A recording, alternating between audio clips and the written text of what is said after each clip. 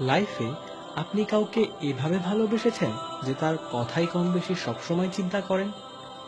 না, রোমান্টিক ভালোবাসা বলতে আমরা যা বুঝি সেই ধরনের ভালোবাসার কথা আমি বলছি না।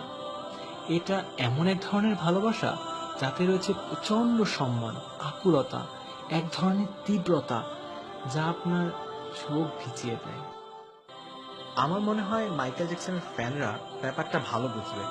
যখন সে স্টেজে পারফর্ম করত, সবাই ভীষণ আবেগে কান্নায় ফেটে পড়ত। মনে হয় যেন এই হোল সি অফ টিয়ার্স। উত্তেজনায় অনেকে বেহুশও হয়ে যেত। আর কোনো ক্রমে কেউ যদি তাকে একটু জড়িয়ে ধরার সুযোগ পেত, সে তাকে আঁকড়েই ধরে থাকত। ফুটবল ফ্যানরাও ব্যাপারটা ভালো বুঝবে।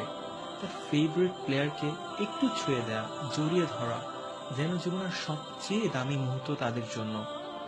কি স্ট্রেঞ্জ একটা লাভ, যার কারণে তারা অদ্ভুত সব কাজ করে বসে। তাদের জার্সি পরে, এমনকি তাদের মতো হেয়ার কাটও দেয়। কিন্তু এই সব এক্সাম্পলে কিছু একটা মিসিং। তারা যে সকল সেলিব্রিটির জন্য চোখের পানি ঝরাচ্ছে, সেই সেলিব্রিটিরা তাদের জন্য কখনো কাঁদে কি? মনে হয় না। আর এই ব্যাপারটা সেই ফ্যানরাও অস্বীকার করতে পারবে না। তাদের জিজ্ঞেস করলে হয়তো বলবে, আমার ফেভারিট সেলিব্রিটিরা কেন আমার জন্য কাঁদবে? আমি এমন কে? What makes me special? আর যদি বলি যে এমন একজন মানুষ ছিলেন যিনি সত্যি সত্যি আপনার জন্য কাঁদতেন, আর এই মানুষটি মর্যাদা, খ্যাতি বা সম্মানে যে কোনো সেলিব্রিটি অথবা পার্সোনালিটি থেকে অনেক অনেক উপরে, তিনি হলেন মুহাম্মদ সাল্লাল্লাহু আলাইহি ওয়াসাল্লাম।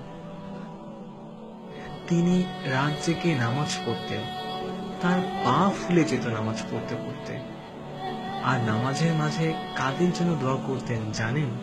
আমাদের জন্য, যেন আমরা ভালো থাকি।